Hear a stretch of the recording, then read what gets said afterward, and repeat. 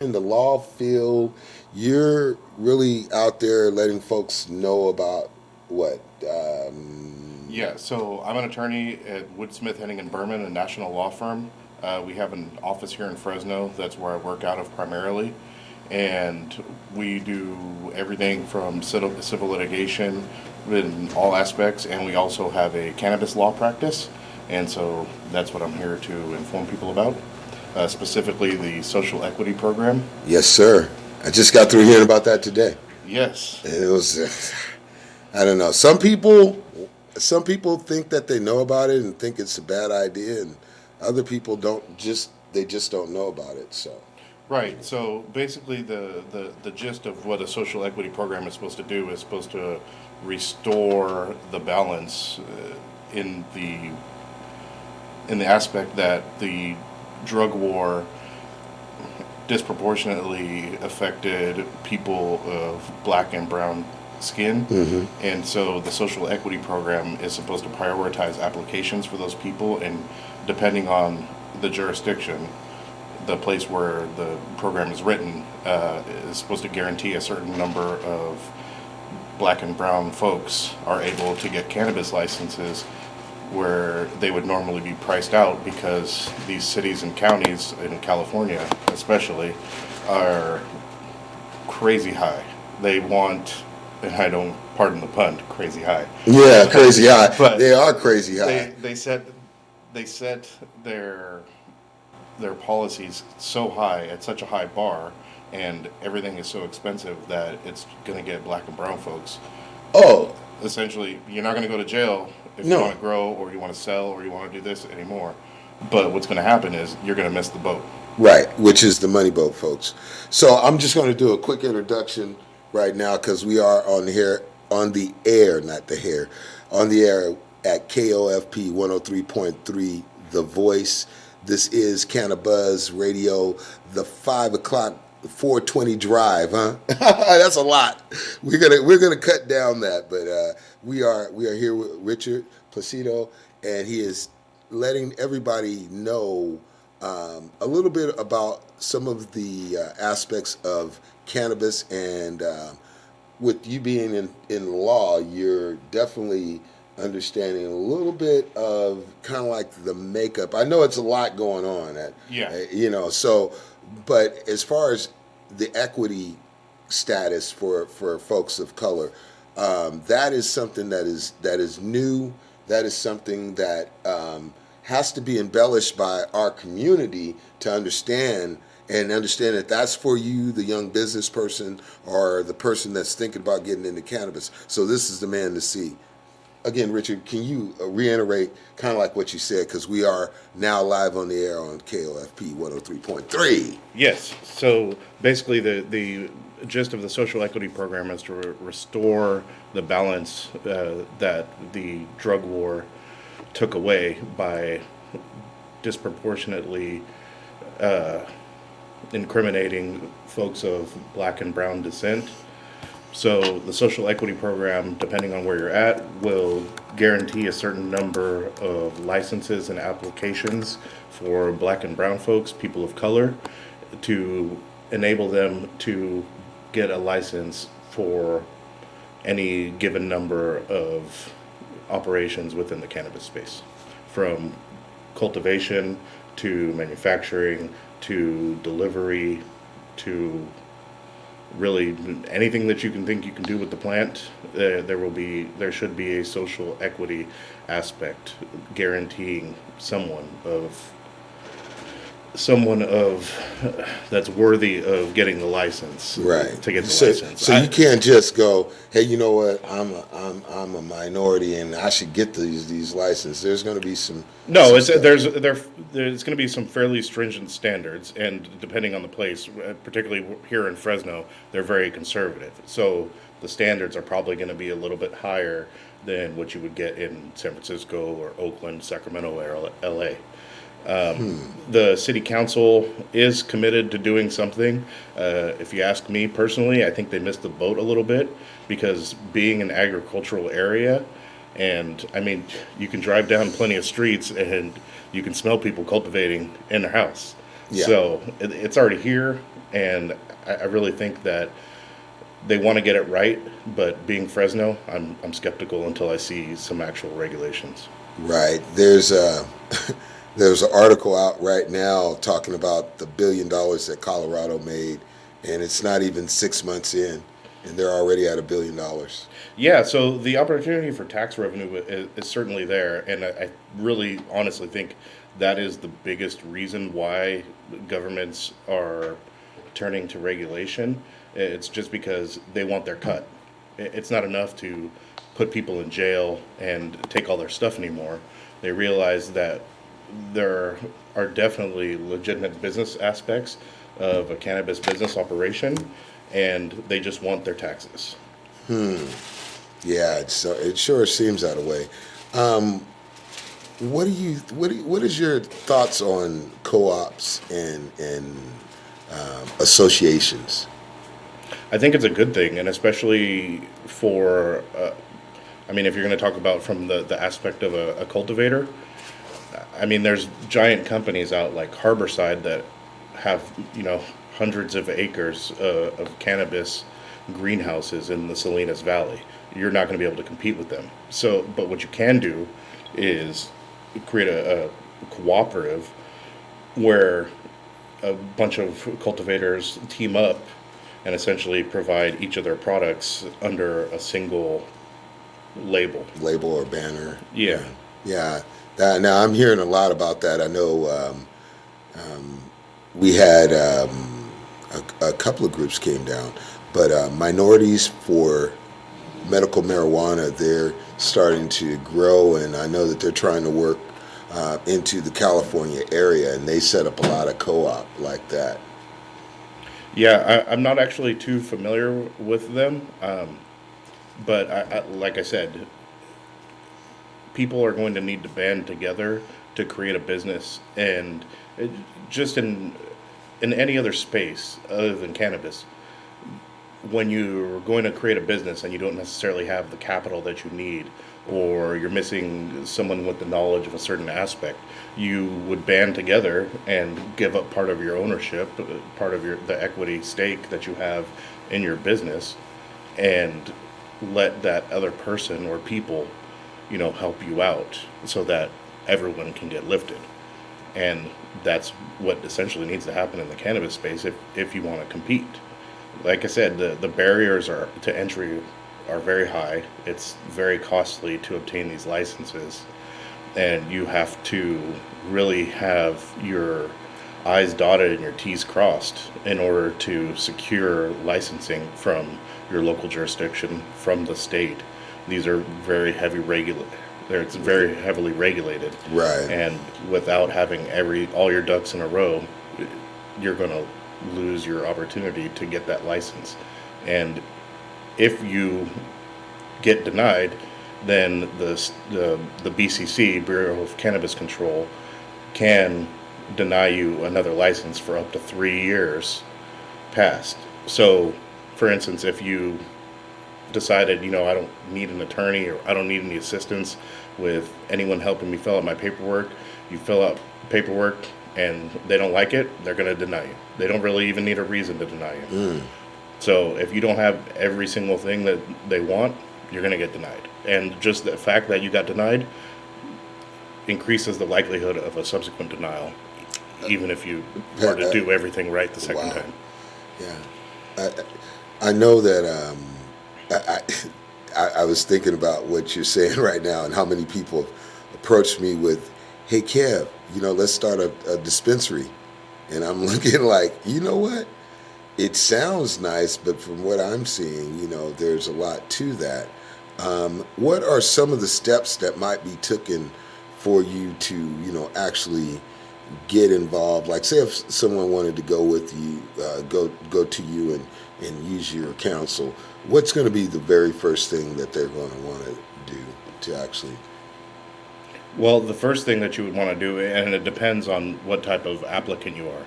If you're going to be applying through the social equity program, the jurisdiction that you're applying for licensing through will have a consultant group or a group of attorneys that obtain that city or county's business through a request for proposal, and from there you'll be guided, or the applicant will be guided to that law firm or consultant group to assist them with everything that they need in order to obtain their licensing.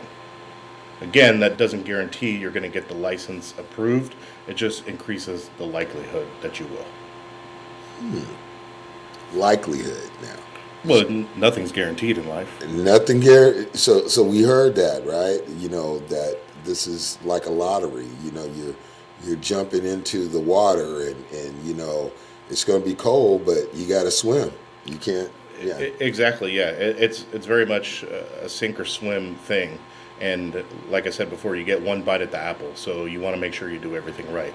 Now, if you're an applicant who's not going to apply through a social equity program, and you just want to rely on your own merits without a racial or cultural aspect to it, then you simply find an attorney who works for you, or if you don't feel comfortable going with an attorney or even hiring a consultant, you can file everything on your own, but it is a lot of work.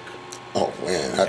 And first things to remember is if you want to start a business, one of the first things you need to do is you got to have some property lined up, and you have to make sure it's zoned properly, because if it's not zoned properly, then you're out of luck.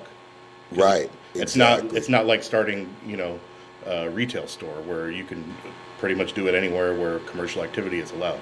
There are very specific areas where cannabis business activity is allowed, and you need to be mindful of that, because again, even if you have a property and it's not in the right spot, you go to file, deny. And that's not good. That's not good, folks. Especially after you've spent all of that hard-earned time and money to right. It's a lot of money. Happen. Yeah. Now I have here. There's a question.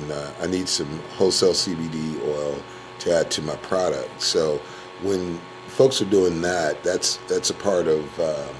That's just CBD is the latest product that's out. So if I wanted to get involved in that business, I have. Again, a lot of conversations with the folks out here, and I hear everything from the multi-level marketing to the distribution. What is your kind of like play on that? I mean, same thing. I think there's always a need for for legal counsel. So, right. Yeah, and I mean, and it really depends on what you want to do. So the way CBD works is that if it's hemp-derived CBD, and you want to start a business doing that, then it's an entirely different channel than what you would have to do to start a regular cannabis business, where you're producing something or you're touching something that has THC in it, meaning tetrahydrocannabinol, the part of the plant that gets you the high. CBD will not get you high, and as long as it's derived from hemp, then it is exempt from the Controlled Substances Act. It was actually removed in the 2018 Farm Bill. Okay. So yeah. So folks, jot that one down, that you have hemp off the Richter, off the charts. Yeah, but you still need to get permission from your county's agricultural commissioner to grow, if you want to grow hemp. You can't just, all right, I got some hemp seeds off the internet, and I got somebody to lease me a couple of acres out in the middle of nowhere, and just start growing. Hey, that sounds like before you know sounds it. Like a plan. Look, I'm going to tell you this much.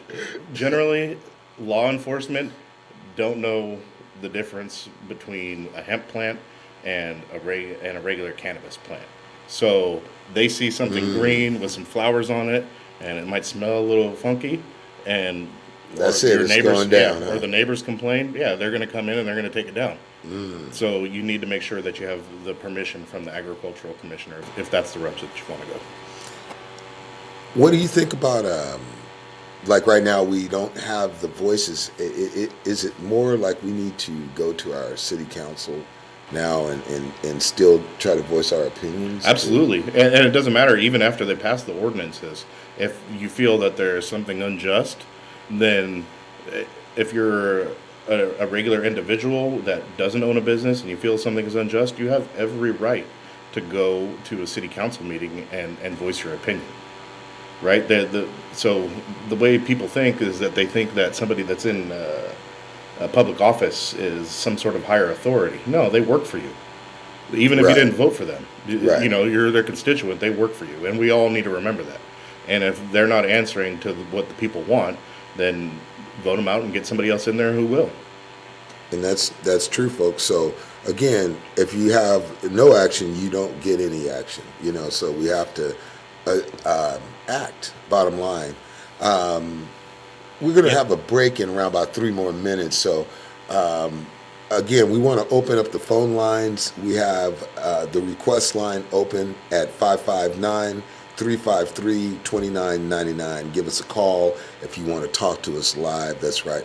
I got Richard Placido here with Kevin Shakur, a.k.a. Cannabis Kev. That's right. We are on the air. We're talking about cannabis. We're doing it live for you right here at KOFP 103.3, The Voice. Rich, Yes. I'm a consumer of edibles now. They have told me that edibles are good, but here's the problem I have. You can't find any edibles unless you're making the edibles, it seems like. Right. So when regulation came in, and as time goes on, all this stuff is going to get hammered out. They had issues in Colorado. They had issues in Washington. They're still having a ton of issues in Oregon. And so what ends up happening is no one quite knows how to regulate this stuff. There hasn't been a ton of scientific research done on it, been done on the cannabis product, because the Controlled Substances Act and the Schedule 1 listing of cannabis have prohibited anyone from really studying it. There's been one place, the University of Mississippi, which was a licensed grower of cannabis by the federal government up until, I want to say 2017. Don't quote me on that one, though. And Okay. so, going back to the edibles, is that your body processes the cannabis you intake in an edible differently than it does when you smoke or vape the cannabis. So it gets into your bloodstream faster. It gets processed by your liver and turns into, I think it's called 9-delta tetrahydrocannabinol. So it's about literally like 9 times stronger. So the effects hit you harder, it lasts longer. And so because of that, the regulators are afraid of it. And so it's really hard. And one of the big issues they had in Colorado when this whole thing started is that the oversight process for the regulators wasn't where it needed to be when everything hit the ground running. So people would go to the store and they'll buy, let me buy X chocolate bar. And it says it's got 100 milligrams of THC in it. And then they're like, nah, you square, nothing happens. You don't square, nothing. I eat the whole damn chocolate bar. And then nothing happens. So then the next time you're like, well, let me get 2 chocolate bars. Gotcha. But then that one's mixed a little better. So it ends up flooring somebody, and then they end up in the ER. Right. Which you're not going to die from consuming too much cannabis. You're only going to feel like you're going to die. The best thing to do is get some water and a couple of movies that you might want to watch. There you go. Some movies and sleep it off, because usually when you wake up, that's usually what happens. I feel great. How you? Well, I'm a little, but it's the trip. Yeah. So I mean, so as time goes on, it's going to be easier to find edibles and quality edibles. Yeah. Break time. It is time for us to take a break right here at Cannabis Radio, the 520, the 420 drive. That's right, at 5 o'clock. So we're doing that. We will be back. We're here at KOFP 103.3, The Voice. You right about that though, What's that? about eating edibles, Oh yeah. about there not being enough information No, readily available. and it's not. So I mean, with the whole thing. Well, I told Kev a very personal story. Yeah. Yeah, that's the reason why I kind of bring it up too a little bit. I was like, the you reason. know, I do edibles. No, Yeah. I don't do that. Yeah, he don't do edibles. Oh, I though. do. I love it. Yeah, No, me man. too. But yeah, you just got to make sure if you do it, you got to make sure you got the whole day blocked Get off. you too high. Yeah, but you got to know what you're doing. You Well, do. Yeah. I got a buddy that's cannabis friendly. Yeah. His name is Tyrant Locke. Mm-hmm. You might know him. Sounds familiar. I probably do. Green eye top. Got green eyes. Oh, wait. Kind of around about like 5'10", 5'11". You- 5'9". When you talk to me like that, Yeah, I know. We big. So. Yeah. that's short. He's short. Yeah, right. Well, Aaron's So- shit, everybody's Yeah, shit compared to that's you. good. Yeah, because I think I know him. He made these snickerdoodles. Yeah. They were only about this big. Right back. I'm going to take a break. Yes. They were only about this big, right? And he used all cannabis butter Yeah. to liquefy the batter. Yeah. So they were really, and he was like, "Mall ball, Yeah. only eat a quarter." And it's like, snickerdoodles my favorite cookie, man. Give me that Yeah. cookie. And then how you gonna give me a little ass cookie and Yeah, tell me to and eat a then quarter? It was a little cookie. Right, and then yeah. It's like eating a plum out of the Chips Ahoy. Yeah. So I just knocked down the whole cookie. And then nothing happened. Yeah. You know, because I was thinking, oh, it's going to hit you. But it don't do that.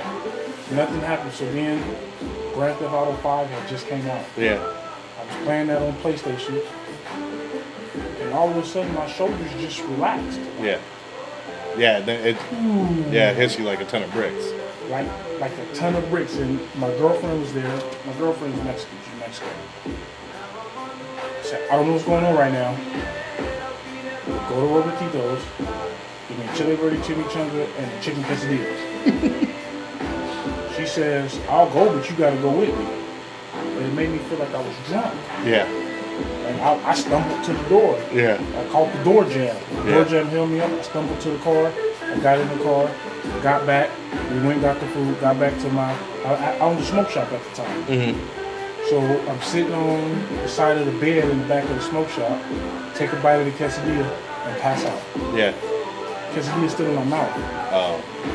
I passed out. I came to chewing. But the quesadilla still in my mouth. That's the way it's supposed to be. You're supposed to have a quesadilla in your mouth. I ended up sleeping for 3 days. Oh. God damn. Yeah. That's the only Ended thing up- in 3 but, days. But you know what though? I can't say this. Now I What? don't tell people this. I have peripheral neuropathy in my feet. Oh. Oh. It Did it probably feel helps better? out. So I Helps didn't out with know. that. I was able to feel them. Don't see, there. Now we're talking about medical benefits. I tried to tell him. He's a Not a tough. believer. You want to come back or you want to go another one? We can come back because we are.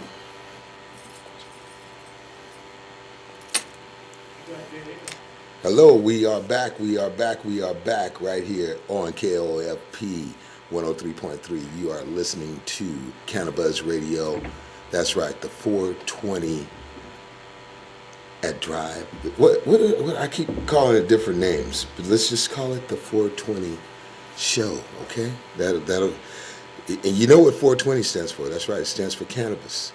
Okay? And there's a whole story behind it that we can say a little later on. We've got a little bit of time to talk about. We were just talking about edibles. Now, what about dabs? You know anything about dabs there? Big Mo? So speaking, I'm going to show you a video right now. Okay, we're gonna see a video. And what is somebody doing? Are they doing something? So I'm gonna show you. I'm gonna show you who the brother I was talking about, and I'm gonna show you a dad. Okay. Is he wild with the dab? Because I didn't see some folks get a little. It's like a little moco. Let me give a few shout outs here. I want to give Big Chuma a shout out, and then give Jerry.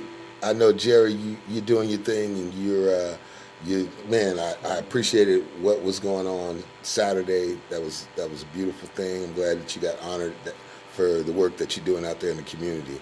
Rob, I'm glad to see you here. Big EM in the DM. Glad to see you. Bobby Bell, we need to get together so we can do that DJ thing together. Klein G, glad to see you here. And that's from the Facebook folks that are checking in. And then we have psychedelic_paradise28. Glad to see you with us. Snoopy Media, Snoopy Wells, glad to see you with us. and Million Bananas USA. Glad that you can join us. Don't forget about those banana leaves, folks. All vegan, no tobacco. Also, while Maul is gathering up some information, I'm going to send a shout out to Roots Music Lovers Festival. That's right. This is a festival that is going to be taking place Sunday, August 18th, 2019. That's right. So you have some legendary folks, legendary Fillmore Slim, Ira Walker, Shock Jock, and the Shock Treatment, Willie G. Yeah, there's a lot of folks. There's a whole bunch of folks that's going to be there. Again, it was nice. It was nice. Who couldn't clear? What? What you talking about, Willis? So Yeah, it was some dabs. So he's sitting in the. I'm up. We're taking a look at some dab video. Yeah, so what's Kevin's talking about, for those of you who don't know, They is don't. a dab is the common people's term for cannabis extract. And so you heat up a crystal or glass, what's called a nail. It's just where you put the oil into, and you attach that to like a little bong or tobacco water pipe, as they're called or used to be called. Yeah, back in the they day. still call it. Oh, yeah, And what- and so what you do, it's much stronger because it's a concentrated form of cannabis. So they're extracted through a number of different processes, such as carbon dioxide or butane, which is commonly referred to as butane hash oil. Mostly butane. And it's, I don't know, they range anywhere from 40 to 90% pure THC. oh yeah, I've seen 98. They say Oh, I've seen 99. 99. I believe It, it. it looked like crack rock. Yeah, Oh, yeah. It came out the Amber Code. No, yeah. No, pure white, pure white. He's Pure white. right. Yeah, Yeah. That's not what crack rock is. Crack rock is. Well, yeah, Yeah. it's a little yellow, but it's rock salt or rock candy. Yeah, it something. looked like rock candy. It's kind of yeah. I've smoked some, and it's quite enlightening. You got to take your. So they're very strong, and it's a whole lot stronger You than. just used to have a good time in the smoke shop. Well, I think a lot of younger folks are going to. Well, I can say that the dab, depending on what type, can range from real cheap, which is sometimes as it's known as the layman's terms, swag, or just not really good stuff. There's a lot of matter, or a lot of the leaf, and a lot of stuff like that in there. And what you're looking for is really actually there's different forms of the dab. There's it as it ages, as you do different types of refinement, it turns out different ways. They have some crumble, which is still the same thing. It still melts the same, and it will melt. But Well, it's like ice and water. It's just the state that the state the is, product yeah, is in. exactly. So what is it? The longer, the more it crystallizes. Yeah, so when they make butane hash oil, it's a closed circuit system. They put the plant material in the system, close it off, hit a switch, and then it starts running butane through. The butane is super chilled, so it essentially freezes the THC or CBD crystals off of the cannabis, and then the butane itself is recycled. So what's left over is like a greenish, yellowish pool, and then from there they take that out and put it in a vacuum oven, and then the longer it's in the vacuum oven, it will turn with different consistencies from the crumble, like you said, or butter, which Butter, is like yep. a smooth consistency, all the way to what they call shatter, which is like a Glassy looking, and yeah. you can I say mean, but it it's shatters. more- You drop it, yeah, it breaks. it breaks, and it's kind of But- like a golden tint. Isn't Yeah, well, if it's good. it? Yeah, right. Now, That's the one they call Amber.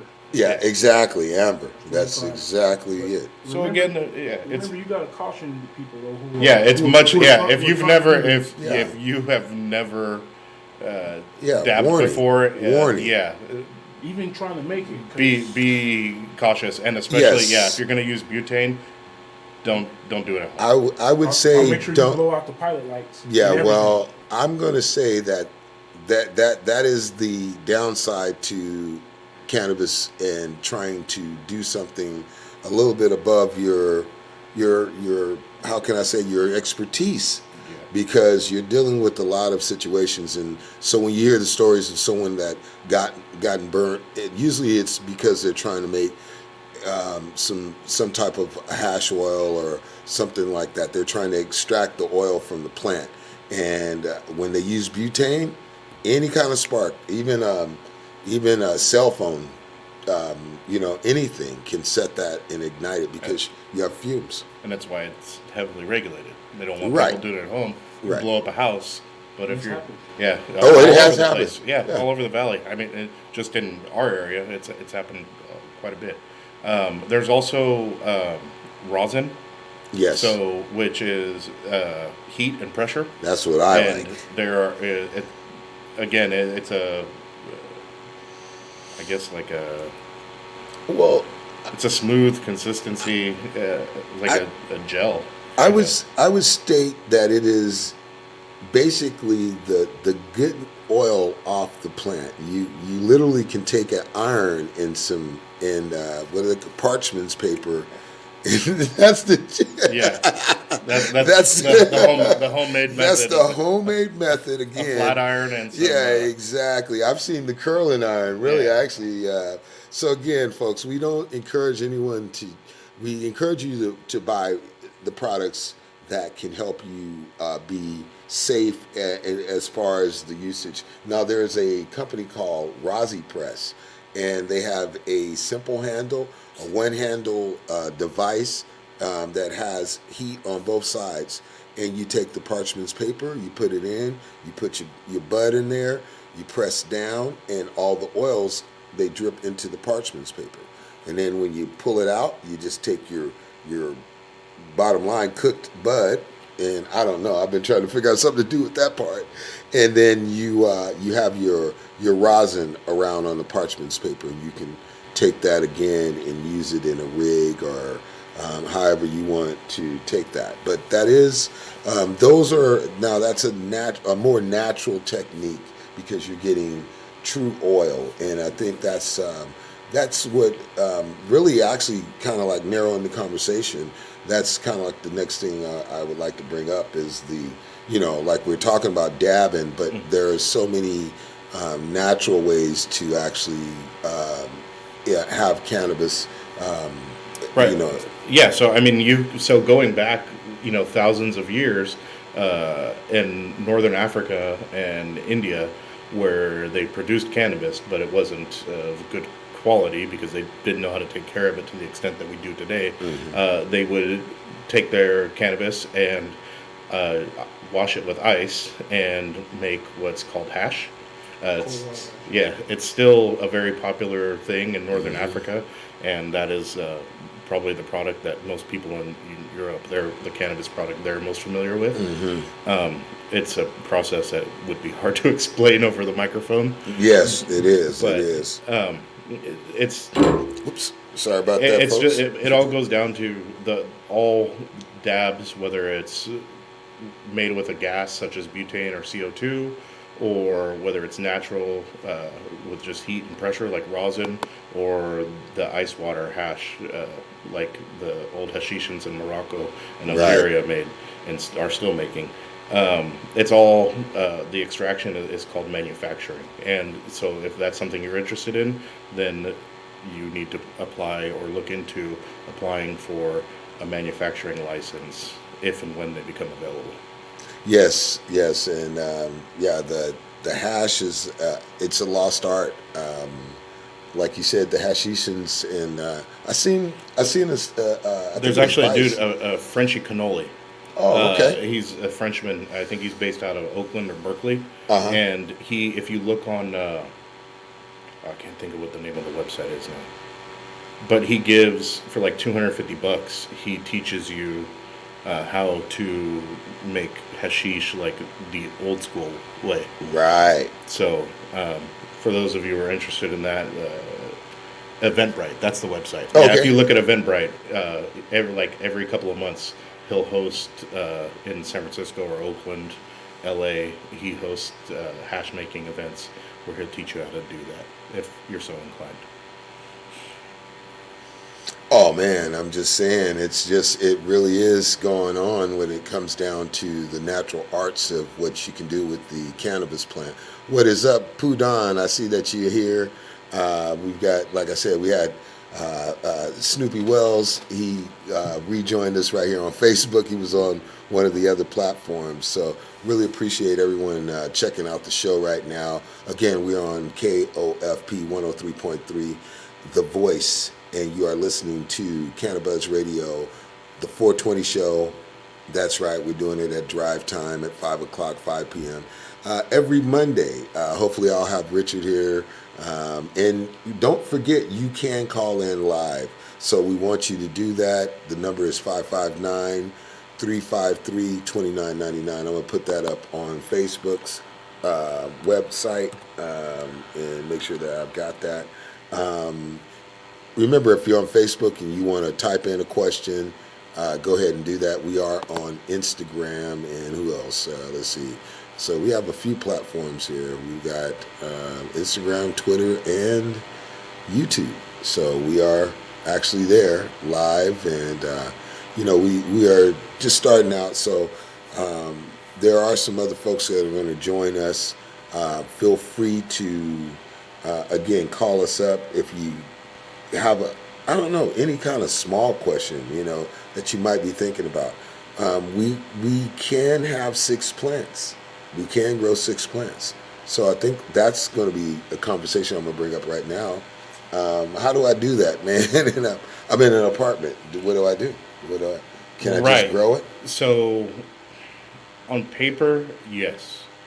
But you have to look at what the medical marijuana ordinances or the recreational marijuana ordinances in your city say. So I know, for example, I live in Chowchilla. Okay. So in Chowchilla, the city wants you to get a permit even to grow your 6. And they're fully within their rights to do that. But they want to make sure that you're following all of the rules that they've set aside for instance, in Chowchilla, I know that you can't grow inside what would be considered a living space. So over there, if you want to grow, you have to grow in the garage, or you can have a shed outside, but the shed has to have walls made out of metal or masonry, and yeah, it can't have a glass roof. So yeah, I mean that. So you got to think about it. This stuff was legal until 1937, and at some point, what I feel are and many others as well feel were racially motivated rules were put in place to take cannabis out of people's hands and to demonize it. And so during that time, we've been fed a lot of truths and just lies in order to get us fearful of this product. And so it's going to take some time before people are privy to the fact that it's not bad for you, and that it's not this evil plant that does all the things that they've said it's going to do over the past 70 plus years. So that being said, many jurisdictions, especially smaller towns and cities, very rural counties, are going to be super restrictive for the most part. There's everywhere there's exceptions to the rule. Right. But for the most part, these places, I mean, here in Fresno and surrounding areas, you can see, they're afraid of it, and forever the police have been taught to believe that this stuff is just the worst thing of all time. And so now that they're realizing it's not, it's going to take some time for everyone to get their heads around the fact that, you put 6 plants in your spare bedroom, it's not going to, ruin the world. It's not like, you're making meth, and when you leave that apartment, somebody's going to have to come in and remediate it. Right. So, but despite the fact that you are legally allowed to grow 6 plants for a recreational or adult use purpose, I probably would check the ordinances or consult someone. Yes, and also check with your landlord. Oh, to yeah. make sure that it's real, good. real important. I own a house, so I wouldn't Right. consider that. Well, I don't know. I put it out as soon as I went from day one. I knocked on everybody's door and said, "You might smell cannabis coming out my spot. I'm gonna let you know right now. I have a back injury. I smoke a lot of cannabis, so I will try to alleviate the smell by burning incense and but so Yeah. not to offend my neighbors. No, So, I ideally, until something is done on the federal level, I would say that it's probably a better idea for people to still try to get their medicinal licenses, because what happened in 1996 with Prop 215 was that it created a what we call in law an affirmative defense. So if you're caught with something, then yes, I'm breaking the law, but I have this defense that lets me break the law. It's kind of like an exception. You're carving it out for yourself. So Gotcha. I mean, they range in there's a range of prices, how much a doctor's going to charge you. Well, I just paid for mine and I renewed it. It was $60. I found out that if I had the exemption, it was $120. And let's see, yeah. So that's what 60 and 120 right now for the exemption means that I can grow up to 12 plants, 6 pounds. I think it's 6 pounds of cannabis. Yeah, so I mean, it used to be up to 99. Yeah. And so Oh, again, God, I with remember all that. this, is that no, if you are growing somewhere and you don't necessarily have the permission to do so, that medical card is going to help you to avoid probably some huge fines and jail time. I mean, they might take your stuff, but the bruised ego is certainly a lot better than a bruised wallet or being locked Time, up. huh? Yeah. I noticed that when it comes down to packaging too, that has been a real important thing that's going on. I've seen the cute packages out there, and and it is what it is. That's another thing, folks. I mean, if you want to go into the cannabis industry, it involves a few steps. Could you elaborate on the packaging?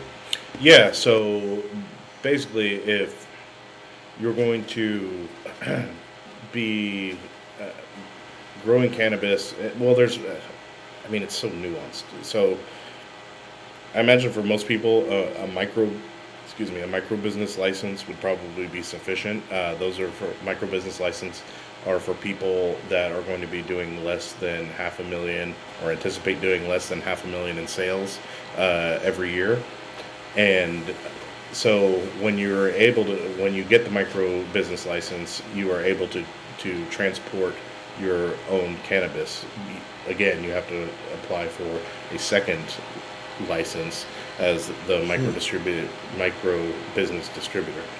But if you're going to be doing that, then for instance, if you're a cultivator who has a micro business license and you're taking to dispensaries, then you need to ensure that your product is properly packaged. That there are the way packaging is defined is set by the state, by the Bureau of Cannabis Control. You can find them at bcc.ca.gov or just Google BCC. I'm pretty sure it's the first thing that pops up.